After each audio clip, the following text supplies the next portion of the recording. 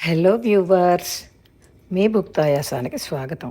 ఈరోజు నేను దొండకాయ బెల్లం కూర చేస్తున్నాను. దీనికి కావలసిన పదార్థములు: కొంచెం రౌండ్గా పెద్దగా తరుక్కున్న దొండకాయలు పావు కిలో, బెల్లం చిన్న ముక్క, చింతపండు ఉసిరికాయ అంత, పోపుకి ఆవాలు, మినప్పప్పు, శనగపప్పు, ఎండుమిరపకాయ ముక్క, జీలకర్ర, ఉప్పు రుచికి సరిపడా, నూనె 1 స్పూను, పసుపు కొంచెం, కరివేపాకు కొంచెం.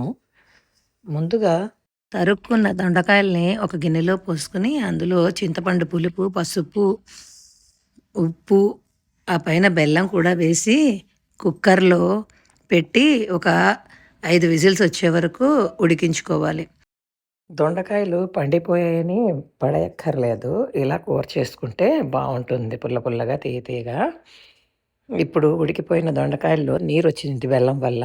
ఆ నీరు అలాగే ఉంచవచ్చు. ఇప్పుడు మూకుడు పెట్టి పోపు వేసుకుని, ఆ పోపుని ఎర్రగా వేగే వరకు వేయించుకుని, ఆ పైన ఇంగువ కూడా వేసుకుని, కరివేపాకు కూడా వేసుకుని, ఈ ఉడికించుకున్న దొండకాయ ముక్కల్ని అందులో వేయాలి.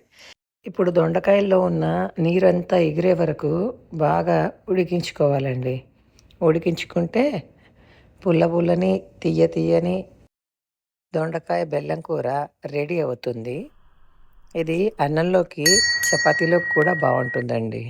నా వీడియో మీకు నచ్చినట్లయితే సబ్స్క్రైబ్ చేసి, షేర్ చేసి, లైక్ చేయండి. Thank you.